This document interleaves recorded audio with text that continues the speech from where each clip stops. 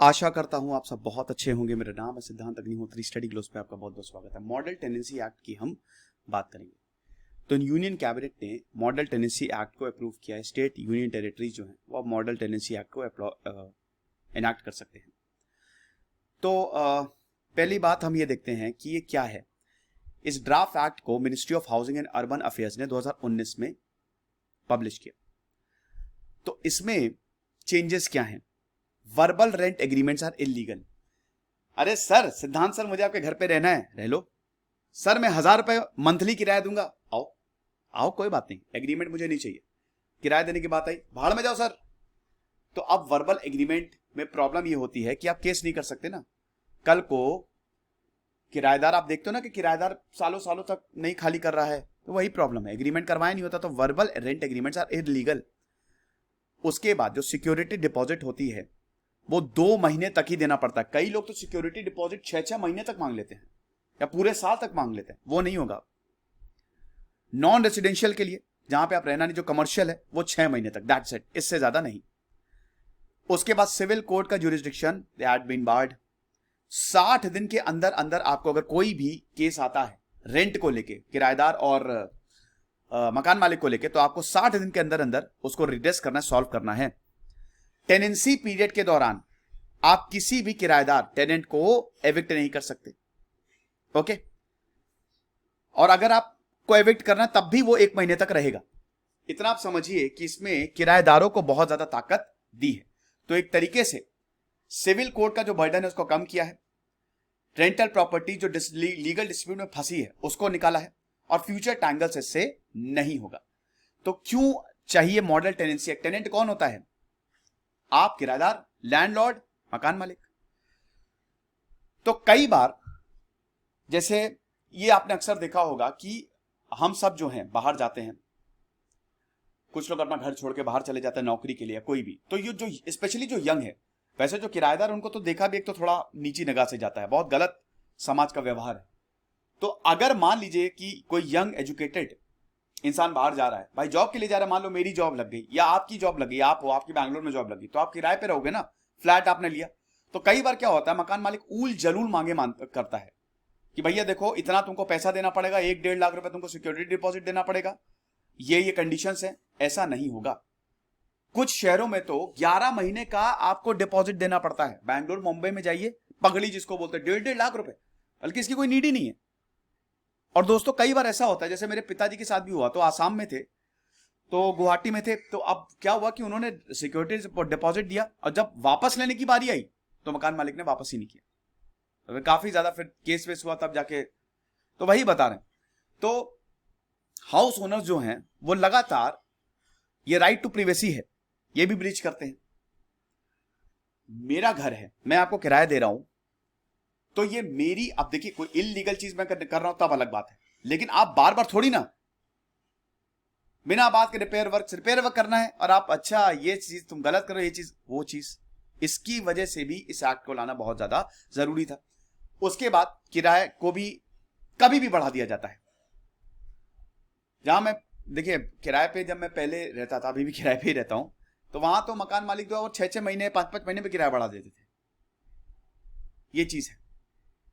कई बार जो टेनेंट्स हैं, अब ये तो बात हुई तो उसकी, मकान मालिक की, लेकिन कई बार टेनेंट्स भी प्रॉपर्टी को हथियाना चाहते हैं, वो खाली नहीं करते। कितनी बार बोल दो, खाली करेंगे ही नहीं। तो इसके लिए सबसे पहले तो रिटन एग्रीमेंट इज मैंडेटरी। अब आपको रेंट एग्रीमेंट रिटन में कराना पड़ेगा प्रॉपर्टी ओनर और टेनेंट के बीच में। तो इंडिपेंडेंट अथॉरिटी और रेंट कोर्ट को एस्टैब्लिश करता है ये। सिविल कोर्ट को, अब जो मामला सिविल कोर्ट में नहीं जाएगा, इसमें रेंट अथॉरिटी होगी हर डिस्ट्रिक्ट में।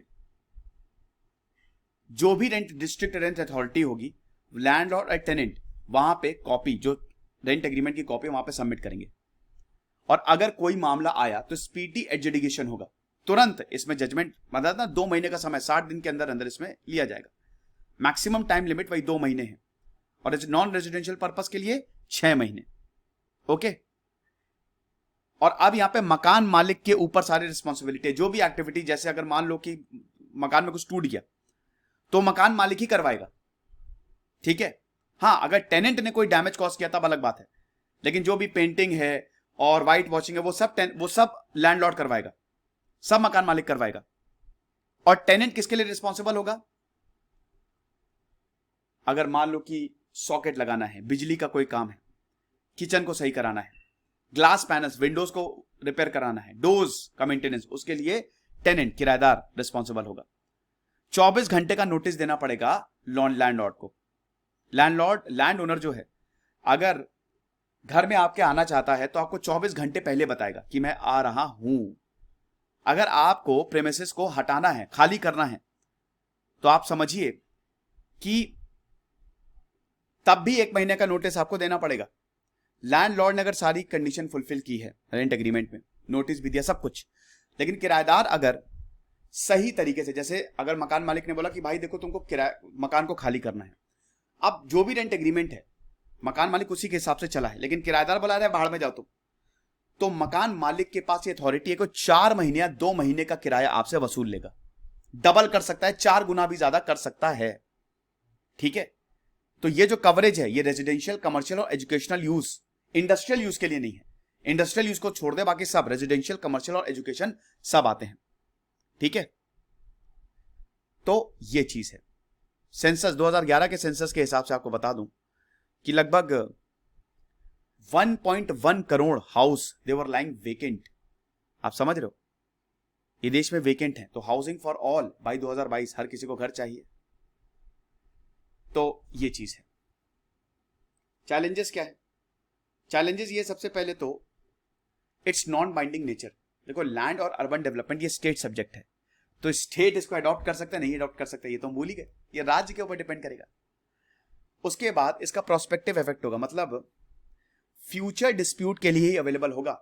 अब जैसे मान लो पास्ट डिस्प्यूट, जैसे मेरा किराएदार जो है या मेरा मकान मालिक मुझे पिछले 1-2 सालों से परेशान कर रहा है, वो केस गया, अब जो केस आएगा ना उसके लिए तो प्रोस्पेक्टिव इफेक्ट है इसका, वो कवर होंगे। सिक्योरिटी कवर नहीं है। सिक्योरिटी कैप खाली 2 महीने का सिक्योरिटी कैप है। कई बार किराएदार बड़े बदमाश होते हैं, बहुत तोड़ फोड़ करके जाते हैं।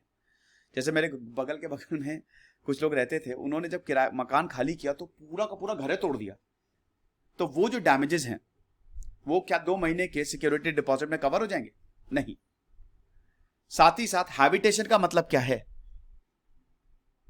पेनाल्टी क्या है कि अगर मान लो कि ओनर जो है वो सिक्योरिटी डिपॉजिट सही से पे नहीं कर पाता, डिले हो जाता है, तब उस पर भी ये चुप है। तो ये कुछ चैलेंजेस हैं। खुश रहिए, पढ़ते रहिए। जैसे सिद्धांत अग्निहोत्री, साइनिंग ऑफ।